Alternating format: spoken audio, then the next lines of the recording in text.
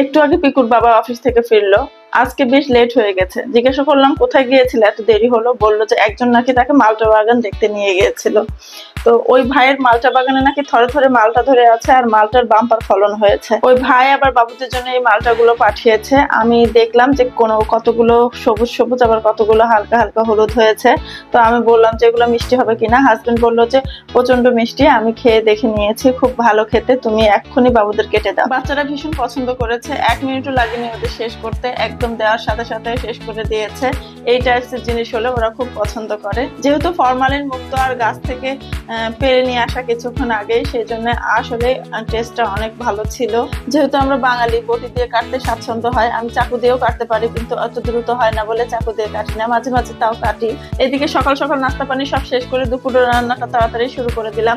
আজকে প্রথমে রান্না করব ছোট মাছ দিয়ে আলুর হাত মাখা তরকারি। অনেকদিন ধরে গুঁড়া মশলা খাচ্ছিলাম, তো হেল্পিং হ্যান্ডের কাছ থেকে একটু বাটা মশলা করে নিয়েছিলাম। তো এই বাটা মশলা দিয়ে কয়েকদিন বেশ ভালোই রান্না হয়। পেঁয়াজ আদা রসুনের পেস্ট দিয়েছি সামান্য করে, শুকনো মরিচ বাটা, জিরা বাটা, হলুদ, লবণ, কাঁচামরিচ, সয়াবিন তেল সব দিয়ে কষলে কষলে মেখে নিলাম। এখন এই ছোট মাছগুলো ধুয়ে রেখেছিলাম সেগুলো দেব।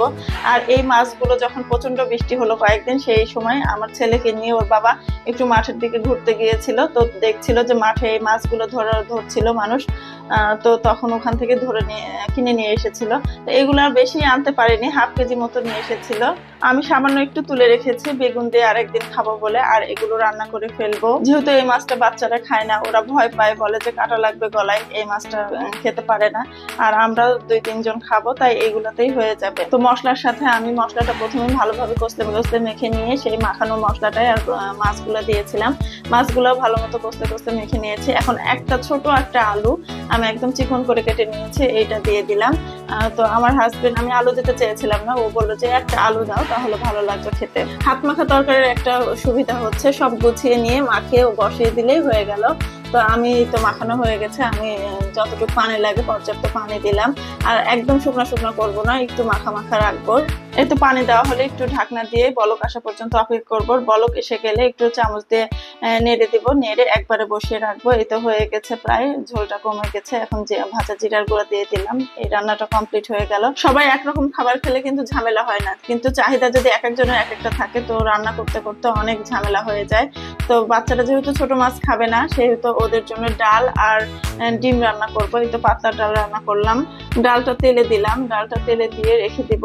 এখন ভাবছিলাম যে আরো কি রান্না করা যায়। তো একটা পেঁপে ছিল বাসায়, ভাবলাম যে একটু পেঁপের ভাজিও করে, যেহেতু ডাল রান্না করেছি, ডাল দিয়ে পেঁপের ভাজিটা বেশ ভালো লাগে খেতে। ডালটা সেদ্ধ বসিয়ে দিয়ে তারপরে আমি একটু পেঁপে কেটে নিয়েছিলাম। পেঁপেটা কেটে কুটে ভাজি বসিয়ে দিয়েছি তখন কিন্তু ভিডিও করতে মনে ছিল না। এই তো পেঁপেটা ভাজিটা প্রায় হয়ে গেছে, এখনই নামিয়ে নিব।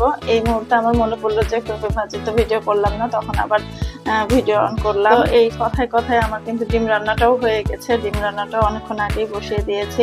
আর আমার গাছের 3-4টা ঢেঁড়স ছিল ছোট ছোট, উপরে ছাদে গিয়েছিলাম কাপড় উঠাইতে, তো পেয়েছিলাম, সেগুলো নিয়ে এসে ডিমের মধ্যে দিয়ে দিয়েছি।